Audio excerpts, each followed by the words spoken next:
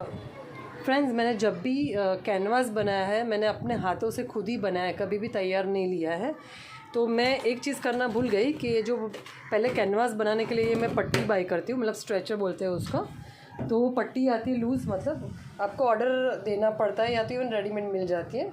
तो ये लकड़े की पट्टी रहती है 4 बाजू के लिए, और उसमें है ना कील नहीं रहती है, उसका कटिंग उस टाइप का रहता है कि उसको आपको दो सब मिला के फिट करना होता है। तो वो मैं मिस्टेक किया कि आपको मैं वो दिखा सकती थी, पर मैंने वो फिट कर दिया। और फिर क्या हुआ कि ये देखो ऐसे मैं कपड़ा बाई करती हूँ। ये जो फैब्रिक जो मार्केट रहता है ना, क्लॉथ मार्केट, उसमें अगर स्पेशली बोलो कि कैनवास के लिए मुझे कपड़ा चाहिए, तो हम लोग जैसे वो ग्रे क्लॉथ गद्दी के लिए इस्तेमाल करते हैं ना, गद्दी के कवर के लिए, उसमें से ही आता है, पर ये थोड़ा मोटा आता है और स्पेशल आता है वो। तो ये मैं मटेरियल बाई करती हूँ।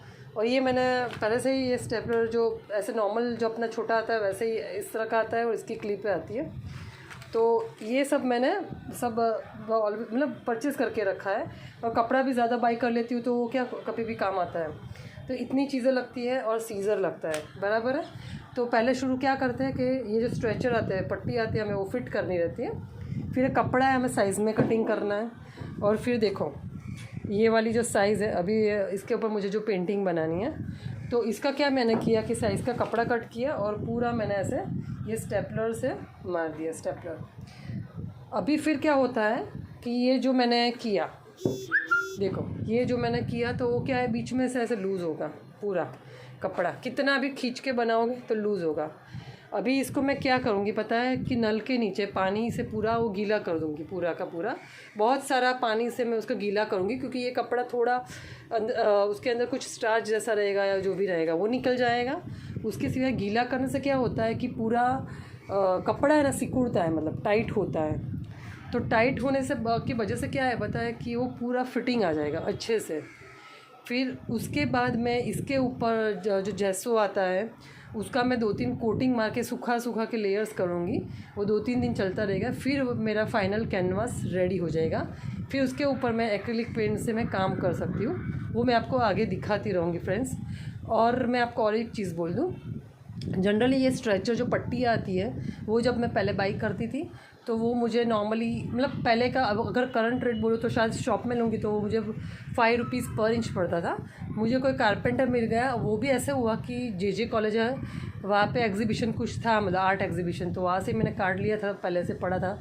तो वही कारपेंटर ने मुझे 3 रुपीज़ में, शायद 2.9 बोला उसने, पर 3 रुपीज़ समझ लो, और उसने ट्रैवलिंग का 50 रुपये एक्स्ट्रा लिया। तो उस हिसाब से ये जो मेरा 20x28 का स्ट्रेचर है वो मुझे 350 में पड़ा। और मैं बाहर शायद रेडीमेड लेती थी तो 500 के ऊपर जाता था वो। और उसके सिवा ये ग्रे क्लॉथ है, मुझे अभी उसका रेट मालूम नहीं है। फिर जैसो है तो शायद बनाने के बाद बहुत सारा फ़र्क ना हो, 200-150 रुपये का शायद फ़र्क हो।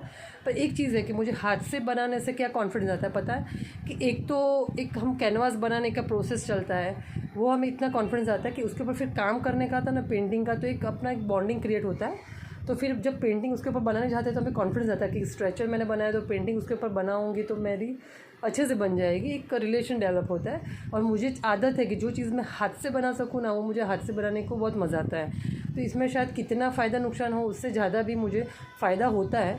पर फिर भी हर बार कैलकुलेट करने में ज़्यादा डीप में जाते हैं ना तो बहुत कंफ्यूज हो जाते हैं। और फिर क्या है पता है, हमारे पेंटिंग पे ज़्यादा फोकस करना चाहिए, नहीं कि हर बार हम पैसे गिनते रहे। तो पैसे गिनने में के चक्कर में कई बार हम कंफ्यूज भी हो जाते हैं, या तो ज़्यादा कुछ खर्चा भी कर लेते हैं उल्टा सीधा।